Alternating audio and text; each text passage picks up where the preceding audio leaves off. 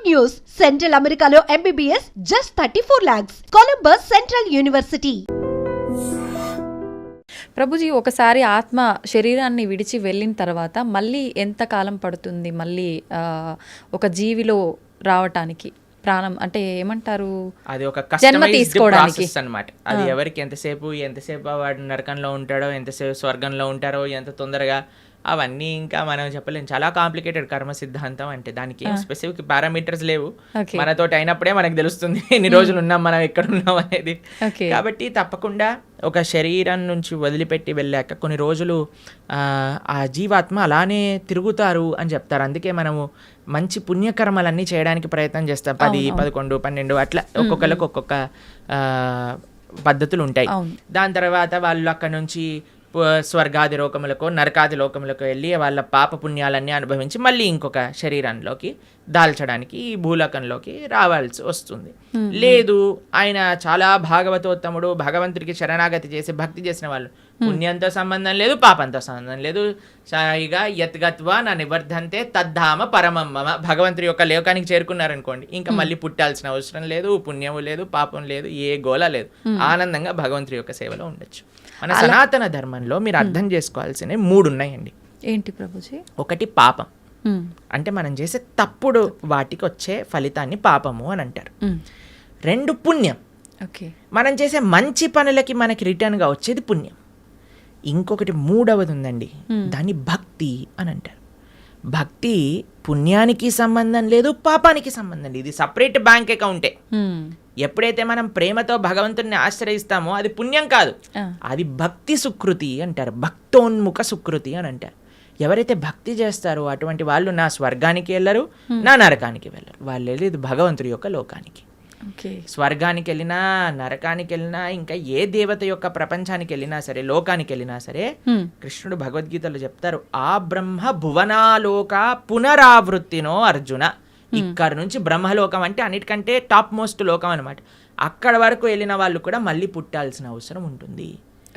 ఎప్పుడైతే మాముపేత్యత్తు కౌంతయ్య, నన్ను ఆశ్రయించిన వాళ్ళు, ఎవరు చెప్తున్నారు నన్ను అని అంటే కృష్ణుడు అర్జునుడితో చెప్తున్నారు, నన్ను ఆశ్రయించిన వాళ్ళకి మళ్ళీ పుట్టుక అనేది ఉండదు అనే విషయం చెప్తున్నారు. కాబట్టి మనం పుణ్యం పైన ఫోకస్ చేయకూడదు, పాపం పైన ఫోకస్ చేయకూడదు, మనం భక్తి పైన ఫోకస్ చేయాలి. ఇది పర్మనెంట్ సొల్యూషన్ అనమాట. ఓకే ప్రభుజీ, భక్తి వేరు, భగవంతుణ్ణి తెలుసుకోవడం వేరా ప్రభుజీ? 2 ఒకటేనా? భక్తి మార్గంలో మొట్టమొదటి అడుగు శ్రవణం, అంటే భగవంతుడి గురించి తెలుసుకోవడం. ప్రహ్లాదుని హిరణ్యకశిపుడు అడుగుతారు, అయ్యా నువ్వు స్కూల్కి వెళ్ళావు కదా, బోర్డింగ్ స్కూల్, హాస్టల్కి వెళ్ళావు కదా, ఏం నేర్చుకున్నావు అని అంటే, శ్రవణం కీర్తనం విష్ణు, శ్రవణం అని అంటే భగవంతుడి గురించి వినటము. భక్తి అంటే ఏదో పూజలు చేసేసి, ఇక్కడ నుంచి 1000 పూలు పట్టుకొచ్చేసి, ధూపాలు వేసేసి, నోములు ఇచ్చేసి, లక్ష పూలలతో పూజ చేసేసి, ఒక లీటర్ల అభిషేకాలు చేసి, ఇది కాదండి భక్తి అంటే. భక్తి అంటే భగవంతుడి గురించి వినటం. ఇది ఎవరు చెప్తున్నారు? పరమ భక్తుడైన ప్రహ్లాదుడు చెప్తున్నాడు. ఫస్ట్ ప్రాసెస్ ఏంటి? శ్రవణం, భగవంతుడి గురించి వినటం. ఏం వినాలి? గీత, భాగవత, రామాయణ అసలు అన్నీ ఏదైతే భగవంతుడి గురించి చెప్తారో వాటిని వినాలి. శ్రవణం, కీర్తనం, దాని తర్వాత మనం చేయాల్సింది జపం. చూడండి ఆయన ఏం ప్రాసెస్లో చెప్తున్నారు, ప్రియారిటీ వైజ్ చెప్తున్నారు అనమాట. శ్రవణం, కీర్తనం, విష్ణో, ఎవరికి చేయాలి ఇది? భగవంతుడైన నారాయణుడు విష్ణువుకి చేయాలి. శ్రవణం, కీర్తనం, విష్ణు, స్మరణం, పాద సేవనం, స్మరిస్తూ ఉండాలి. మనం విన్నది స్మరిస్తూ ఉంటే అప్పుడు మనకి భగవంతుడి పట్ల ప్రేమ పెరుగుతుంది. అప్పుడు మనం భగవంతుడి యొక్క ఆరాధన చేసామనుకోండి, ప్రేమతో ఆరాధన చేయగలుగుతాం. లేకపోతే ఎప్పుడు మనసులో ఈ కోరిక గుర్తొచ్చినంత భగవంతుడు గుర్తురాడు. నిజమే ప్రభుజీ. ఎప్పుడైతే మనం శ్రవణం, కీర్తనం, భగవంతుడి గురించి వింటామో, భగవంతుడి యొక్క నామాన్ని జపం చేస్తామో, అప్పుడు మనం ఆరాధన చేసేటప్పుడు మన మనసు భగవంతుడి పైన ఉంటుంది. కాబట్టి అందరూ కూడా ఫస్ట్ వ్రతాలు, నోములు, పూజలు చేసేయడానికి పరిగెత్తుతూ ఉంటారు. కానీ దాటికంటే ఫస్ట్ ఇనీషియల్ స్టెప్స్ ఏంటి అని అంటే, ఇప్పుడు చూడండి, ఒక ఫస్ట్ ఫ్లోర్కి ఎక్కాలి అని అంటే మనం లాంగ్ జంప్ చేసేసి ఎక్కిస్తామా? ఒకసారి దూకామనుకోండి, ఆయనతో కాలు చేతులు విరిగిపోతాయి, అంతే. మెల్లమెల్లగా ఎక్కామనుకోండి, కరెక్ట్ పాత్లో మనం వెళ్తూ ఉండొచ్చు అనమాట. అందుకే ఫస్ట్ స్టెప్ ఏంటంటే భగవంతుడి గురించి వినండి, భగవంతుడి గురించి స్మరించండి, భాగవత రామాయణాదులు ఏం చెప్పారో తెలుసుకోండి. అందుకే ఇన్ని గంటలు మనం యూట్యూబ్లలో వీటిలలో చెప్పేది ఎందుకు అని అంటే జనాలు వినడానికి.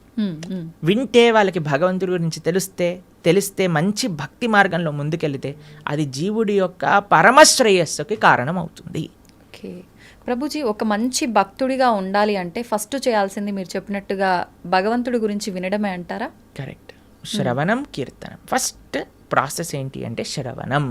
మనం వినడానికి ప్రయత్నం చేయాలి. ఎవరి నుంచి వినడానికి ప్రయత్నం చేయాలి? ఎవరైతే శాస్త్ర అధ్యయన చేసిన మంచి భక్తులు ఉన్నారు. ఇప్పుడు చూడండి, మార్కెట్లో ఎవరు పడితే వాళ్ళు చెప్పడానికి రెడీ అయిపోయారు. ఇది ఇలా చెయ్యి, ఆ చిట్కా ఇలా చెయ్యి, ఈ పరిష్కారం ఇలా చెయ్యి.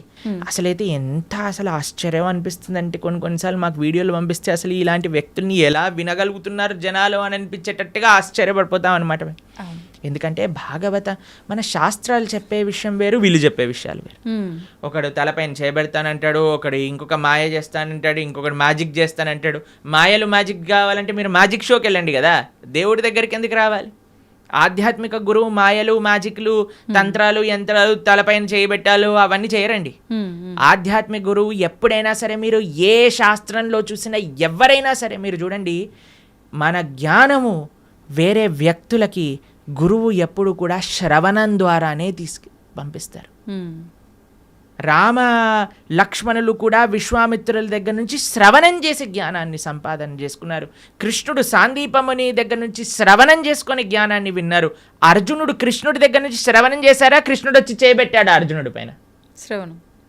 కాబట్టి భగవంతుడిచ్చిన మార్గము శ్రవణం. మన జ్ఞాన సముపార్జన చేయాలి. మనకి ఏదో అయిపోవాలని మన ధర్మంలో కొంతమంది మనల్ని మోసం చేసే, ఇప్పుడు చూడండి, ఎవరికైతే మోసపోవాలని ఉంటుందో వాళ్ళని మోసం చేసే వాళ్ళు రెడీగా ఉంటారు మార్కెట్లో.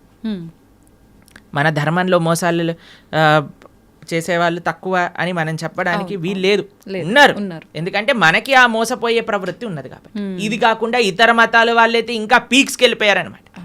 వాళ్ళు చేసే మోసాలు కానీ, వాళ్ళు చేసే యాక్టింగ్లు కానీ, వాళ్ళు చేయించే డ్రామాలు కానీ చూస్తే అసలు ఎందుకు ఇంతమంది అక్కడ ఉంటున్నారంటే, అసలు మీరు చూడండి, మేము ఆ వీడియో చూసినప్పుడు మాకు పంపిస్తుంటారనమాట జనాలు, ఇలా ఇలా ఇలా ఇలా వీళ్ళు చేస్తున్నారు ప్రభుజీ, పాస్టర్లు వీళ్ళు అని చూస్తున్నప్పుడు అయితే మాకు అనిపిస్తుంది, ఎవడైనా బుర్రున్నవాడు అసలు ఈ సభకి వెళ్తాడా?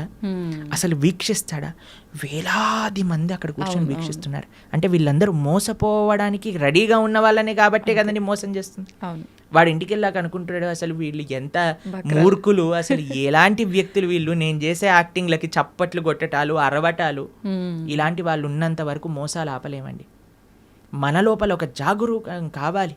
నేను శాస్త్రాన్ని నమ్ముతా, భగవంతుడి యొక్క తత్వాన్ని అధ్యయనం చేస్తా, కానీ మ్యాజిక్ల వల్ల, ఏమంటాం, మీరు చేతులు పెట్టటాల వల్ల, ఏవో సృష్టించటం వల్ల, ఏదో మన జీవితంలో ఏదో మంచి జరిగిపోవటం వల్ల, దానివల్ల ఏది వచ్చే ప్రయోజనం లేదండి. ఈరోజు మంచి జరుగుతుంది, రేపేం జరుగుతుంది? జీవుడి యొక్క పరమశ్రేయస్సు భగవంతుడి గురించి తెలుసుకోవటం మనందుకే మేము ఎక్కడికి వెళ్ళినా మొత్తుకునేది ఒకటే విషయం, ఇవన్నీ యొక్క ట్రాప్లో పడకండి. మన మానవ జన్మ ఎన్నో సంవత్సరాల తర్వాత మనకి రేర్గా దొరికిన ఈ అవకాశాన్ని మంచి మార్గంలో ఉపయోగించుకోండి అనే మేము అందరం ప్రార్థన చేస్తూ ఉంటాం అందరికీ కూడా. ఎందుకంటే మాకు అనిపించేది ఏంటి అంటే, పాపం ఇలాంటి వాళ్ళ ట్రాప్లలో పడే వాళ్ళు చెడ్డవాళ్ళు కాదండి. భగవంతుడి గురించి తెలుసుకోవాలి అనుకుంటే కదా వాళ్ళు ఇలాంటి బాబాల దగ్గరికి లేదా ఇలాంటి వ్యక్తుల దగ్గరికి వెళ్ళేది. కానీ మేము అనుకునేది ఏంటి అంటే, మంచి మార్గం కానీ వాళ్ళు తెలుసుకోగలిగితే వాళ్ళ జీవితం పండిపోతుంది. మన శాస్త్రం ఏం చెప్తుంది తెలుసా? ఇలాంటి చెడు వ్యక్తుల వల్ల వెళ్ళే వాళ్ళ పరిస్థితి ఎలా ఉంటుందట అంటే, సగం మింగిన కప్పలాగా ఉంటుందట. పాము ఒక పెద్ద కప్పని పట్టేసుకుంటుంది. ఎంత పెద్దగా ఉంటుందంటే ఆ కప్ప లోపలికి మింగలేదు, బయటికి వదలలేదు. అలాంటి పరిస్థితులు చిక్కుకుపోతారు. కాబట్టి మీ అందరికీ మేము చేసే ప్రార్థన ఏంటి అంటే, ఎవరైతే శాస్త్రాన్ని అధ్యయనం చేశారో, శాస్త్రపరంగా శాస్త్ర సమ్మతంగా మాట్లాడతారో, ఎవరైతే వైదిక సనాతన ధర్మాన్ని ఆచరిస్తూ ఉన్నారో, ఇప్పుడు ఏంటంటే అండి, కలియుగంలో ఎంతోమంది దేవుళ్ళని మ్యానుఫ్యాక్చర్ అయిపోయారు. ఎక్కడ చూసినా వీడి దేవుడు అంటాడు, వాడి దేవుడు అంటాడు, అందరినీ దేవుళ్ళు అనటం ప్రారంభం చేశాం. కానీ ఒక్క విషయం, భగవంతుడు అనేవారు ఎవరైనా ఉంటే అది వేదములు ప్రతిపాదన చేసిన వారు మాత్రమే. కాబట్టి శాస్త్రీయంగా ఎవరైతే ప్రామాణికంగా దైవము అని చెప్పారో వాళ్ళ గురించి తెలుసుకోవటం శ్రేయస్సు. ఆ శాస్త్రీయమైన గ్రంథాలను అధ్యయనం చేయడం శ్రేయస్సు. కానీ మొన్న ఒక 50 సంవత్సరాల ముందో 70 సంవత్సరాల ముందో పుట్టిన గ్రంథాలని మనం చదవాల్సిన అవసరం లేదు. మనం చదవాల్సిన ఏదన్నా వాంగ్మయం ఉంటే అది వ్యాసుడిచ్చిన వాంగ్మయం మాత్రమే. అది చాలా ముఖ్యం. ఓకే ప్రభుజీ, మీరు చెప్పినట్టుగా అంటే వీటన్నింటినీ చదువుకుంటూ భగవంతుడి గురించి వింటూ అలా ఉంటే నిజంగా భగవంతుడి అనుగ్రహం పొందొచ్చు అంటారా? గుళ్ళకి పుణ్యక్షేత్రాలకి వెళ్ళకపోయినా కూడా భగవంతుడి యొక్క అనుగ్రహం పొందాలి అని అంటే భగవంతుడు చెప్పినట్టు నడుచుకోవాలి. మీకు ఒక విషయం చెప్తాను. మీకు మీ పిల్లలు ఉన్నారనుకోండి, మిమ్మల్ని చాలా బాగా చూసుకుంటూ మీరు చెప్పిన పని ఏమీ చేయకపోతే మీకు ఆనందం వేస్తుందా? లేదా మిమ్మల్ని బాగా చూసుకుంటూ మీరు చెప్పిన పనులన్నీ కూడా చేస్తే బాగా ఆనందం వేస్తుందా? లేదా మిమ్మల్ని బాగా చూసుకోకపోయినా జస్ట్ మీరు చెప్పిన పనులన్నీ చేస్తే బాగా ఆనందం వేస్తుందా? బాగా చూసుకోవాలి, చెప్పింది వినాలి, అప్పుడే ఆనందంగా ఉంటుంది కదా. అదే మనం చేయాలి. భగవంతుడు చెప్పినట్టుగా నడుచుకోవాలి, భగవంతుడి యొక్క ఆరాధన చేయాలి. అది నిజమైన మంచి జీవుడు లేదా మంచి సనాతన ధర్మానికి చెందినవాడు చేసే పని. ఇటు భగవంతుడి యొక్క సాంగత్యం లేనప్పుడు మనం భగవంతుడి యొక్క స్మరణతో ధార్మికంగా ఉండటం, అలానే మనం భగవంతుడి యొక్క సేవ చేసుకునే ఒక అవకాశం వచ్చినప్పుడు సాక్షాత్తుగా అక్కడికి వెళ్ళి దర్శనం చేసుకొని ఒక సేవ భావనతో ఉండటం, ఆ రెండు ముఖ్యమే మనకి. ఓకే ప్రభుజీ, కొంతమంది తల్లి గర్భంలోనే ఉన్నప్పుడే రకరకాల రీజన్స్ ఏదైనా ఉండొచ్చు, చనిపోతూ ఉంటారు.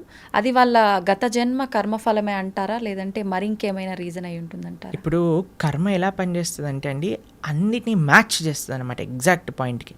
తల్లిదండ్రుల కర్మ ప్రకారం ఏం జరగాలి అది ఉంటుంది, జీవుడు వచ్చేవాడి కర్మలో ఏం జరగాలి అది కూడా ఉంటుంది. అన్నిటినీ కలిపి మ్యాచ్ చేసి ఒక దగ్గర పంపిస్తుంది. కాబట్టి ఇది ఎవరి కర్మ అని చెప్తే ఆ జీవుడు కర్మనే, అలానే ఆ తల్లిదండ్రుల యొక్క కర్మనే, అందరి కర్మ మిక్స్ అయ్యి పరివారము అని అంటేనే ఒకళ్ళ కర్మ ఒకళ్ళు నెగేట్ చేసుకోవడానికి పుట్టినవారు. Okay okay. కాబట్టి ఇప్పుడు ఈ జన్మలో భార్యాభర్తలు పిల్లలు ఎలా వచ్చారండి, ఎవరు చూస్ చేశారండి, మాకు ఎవరు పిల్లలు పుడతారని ఎలా మనం ఎలాంటి ప్రభావంతో మీరు ఎవరికైతే రుణం ఉందో, ఎవరైతే మిమ్మల్ని పోయిన జన్మలో పెంచారో వాళ్ళకి మీరు మళ్ళీ పిల్లలుగా పుట్టారనుకోండి, వాళ్ళని పెంచి ఆ రుణం పోతుంది అనమాట. లేదు మీకు ఎవరైనా శత్రువులు ఉన్నారనుకోండి, వాళ్ళు కూడా పిల్లలుగా పుట్టచ్చు. ఎందుకంటే వాళ్ళకి మనం చేసిన అపచారాలన్నీ కూడా వాళ్ళు ఇప్పుడు మనతో చేసి మన కర్మ నెగెట్ చేస్తూ ఉంటారనమాట. కాబట్టి అది ఒక పెద్ద కాంప్లికేటెడ్ కార్మిక్ సైకిల్. అది ఎవరి కర్మ ఎగ్జాక్ట్గా అని చెప్పడం, అందరి కర్మ కలిసి ఒక కుటుంబం ఏర్పడుతుంది. ఒకళ్ళ కర్మ ఒకళ్ళు నెగెట్ చేసుకుంటూ ఉంటారనమాట. అది కుటుంబం అంటే. ప్రభుజీ, వాళ్ళు కర్మ అనుభవించటానికే మరొక జన్మ తీసుకుంటున్నప్పుడు అంటే బయటికి వచ్చి అనుభవించాలి కదా, కడుపులోనే ఎందుకు అలా అవటం? కడుపులో అనుభవం ఉండదా? కడుపులోనే అనుభవం ఉంటుంది. అంతే అనుభవం ఉండాలి అని కర్మ ఉంటే అంతే అనుభవం అంతే. Okay okay. కాబట్టి జీవుడు తల్లి గర్భములోకి వెళ్ళిన మరుక్షణం నుంచి కాన్షియస్నెస్ స్టార్ట్ అయిపోతుంది, డెవలప్ అవ్వటం అని చెప్తారనమాట. కాబట్టి గర్భస్థ నరకము అని అంటారు. ఇప్పుడు చూడండి, ఇప్పుడు మీరు రెస్పాండ్ అవ్వటం, ఇప్పుడు ప్రహ్లాదుడు గర్భంలో ఉన్నప్పుడే కదండి భగవంతుడి గురించి విన్నది. అవును. పిల్లలు అందుకే చెప్తారు, ఎవరైతే కడుపుతో ఉంటారో అప్పుడు మంచి విషయాలు వినాలని, రామాయణ భాగవతాలు వింటూ ఉండండి, అప్పుడు పుట్టేవాడు మంచి భక్తుడుగా పుడతాడు అని. ఎందుకంటే వాడి లోపల కాన్షియస్నెస్ ఉంది కాబట్టి, వాడు అనుభవిస్తున్నాడు ఏది మంచి ఏది చెడు. అందుకే అమ్మని జాగ్రత్తగా ఇది తినకూడదు ఇవి తినాలి అని ఎందుకు చెప్తారు అని అంటే, వాటి వల్ల ఆ పిల్లవాడికి కూడా ఆ రకమైన బాధ కలుగుతూ ఉంటుంది, లేదా ఆ రకమైన ఆనందం వస్తూ ఉంటుంది అని. కాబట్టి లోపల కూడా వాడు అనుభవిస్తూనే ఉన్నాడు జీవి. ప్రభుజీ, భగవంతుడి అనుగ్రహం అనేది ఇప్పుడు మామూలుగా చెప్తుంటారు కదా ప్రభుజీ, మగవారు ఇంట్లో యజమాని చేసే పూజ వల్ల ఎక్కువ ఫలితం ఉంటుంది, కుటుంబానికి మొత్తం చెందుతుంది. ఆడవారు చేసే పూజా ఫలితం అనేది తనకొక్కతి మాత్రమే చెందుతుంది అని చెప్పి చెప్తుంటారు. ఇది నిజమేనా ప్రభుజీ? ఒకవేళ ఇది నిజమైతే చేసే పుణ్యంలో 50% భార్యకి చెందుతుంది, భార్య చేసే పుణ్యంలో నయా పైసా హస్బెండ్కి రాదు. హస్బెండ్ చేసే పాపంలో 50% భార్య చేసే పాపంలో 50% హస్బెండ్కి చెందుతుంది, హస్బెండ్ చేసే పాపంలో నయా పైసా భార్యకి రాదు. ఓకే. కాబట్టి ఇలా చూసుకుంటే ladies are more fortunate in one sense. కాబట్టి యజమాని ఎందుకు జాగ్రత్తగా నువ్వు ధార్మికంగా ఉండాలి అని చెప్తున్నారంటే, ఎందుకంటే వాడే ఎక్కువ ట్రిత్లో ఉన్నాడనమాట.